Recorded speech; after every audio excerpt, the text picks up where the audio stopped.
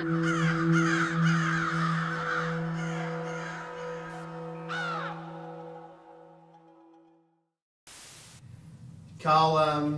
bit of interest surrounding a few of your teammates. How did Sloane get on this morning at training? Yeah, Sloaney trained pretty well this morning, got through the main session. So we had Sloane, Douglas, Smith and Crouch all get through the main session, so available for selection, which is good. It'll provide a great boost for you guys for the weekend? Yeah, absolutely. When we've got depth available for selection, it it brings confidence to the group.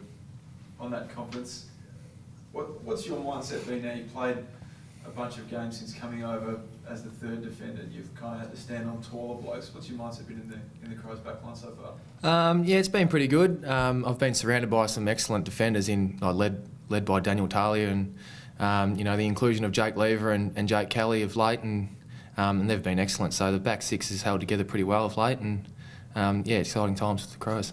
Personally, do you feel a difference in approach from what it was like when you were standing next to Lake and Gibson? Not really, no. I go about my footy the same way as what I would the last couple of years. And we've got leaders in every line, so with Daniel Talia being in the leadership group and holding that back six together is good. Is there a difference?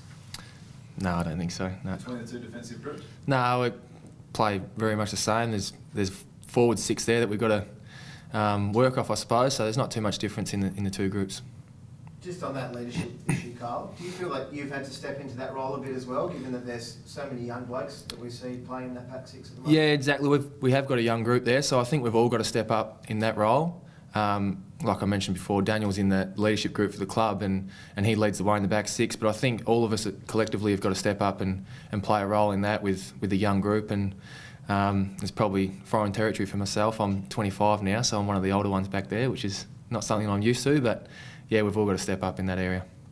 What's the mood been like this week, Cole? I mean, after such an amazing game at the weekend, is there a sense of satisfaction that you run Freo so close, or is it just as flat as after any other loss? No, there was a sense of extreme disappointment. We were in a position where we should have won the game and we let it slip. So it was disappointing that we didn't get the 4 points on the weekend, but we've done our main training session in preparation for Carlton now, so we're all eyes forward for that game. Your midfield, despite being undermanned, did a great job against a Freo midfield that runs quite deep. Does that give you a lot of confidence, especially since it looks like you'll get a bit of an injection into that area for this weekend? Yeah, exactly right. We've got a lot of depth in the midfield.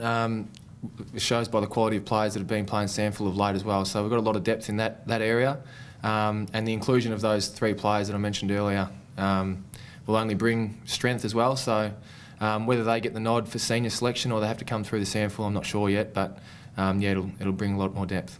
What's going through your mind when you see your key forwards kick 2-8 from set shots, lose the game by 7 points or something?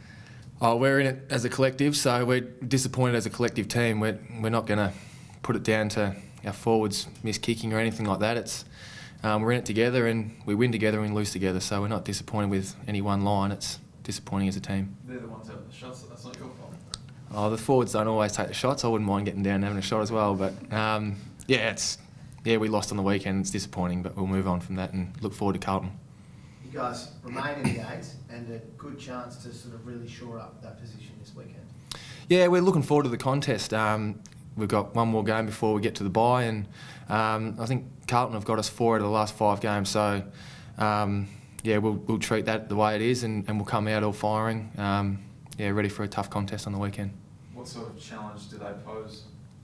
Like I said, they've probably had the upper hand on us the last couple of years, so it'll be a tough contest and they'll come out firing, and so will we. You can't imagine it will be the same sort of contest that you've had with them in the last couple of years though, given the way they've been travelling?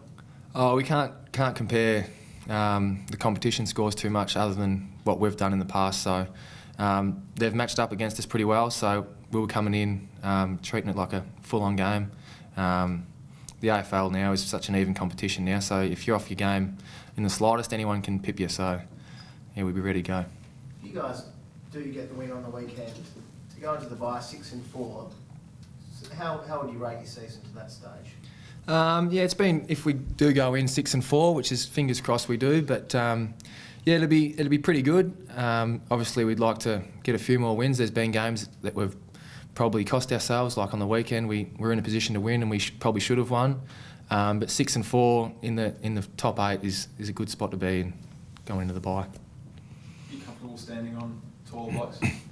Yeah, well, you've probably heard it before. We're big on the team defence aspect of the game, and if we can get the pressure through the forward line in the midfield, then it's not too bad being able to help each other out in the back 6. So you're probably not man on man as much as what we probably have in the past, but yeah, if we get that pressure, then we can help each other out in the air. Do you feel like you were left more one out of bigger blokes at Hawthorn, which kind of led to you not playing as much as you would have liked? The time that I had at Hawthorn, in the earlier part of last year, there was a lot of injuries, and Brian Lake was suspended, so we probably were a little bit undermanned at the time. But at Adelaide now, we're fully fit and ready to go, so we've got a full strength group, and we can help each other out. That would suit your game a lot more than standing on someone, say when Talia drifts up the field.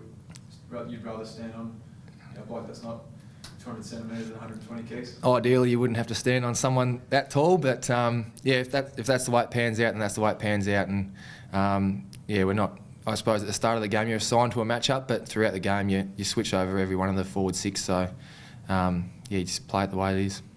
Is there anyone in the Carlton forward 6 that you think you'll probably spend most of the day with on the weekend? We haven't really gone into depth with that. We'll go through that probably tomorrow and leading up to the game a little bit closer. But they've got some quality forwards up there, and Matty Cruz played in the VFL on the weekend as well, so he could be a likely selection and add some height and forward. But yeah, we'll see that later on in the week.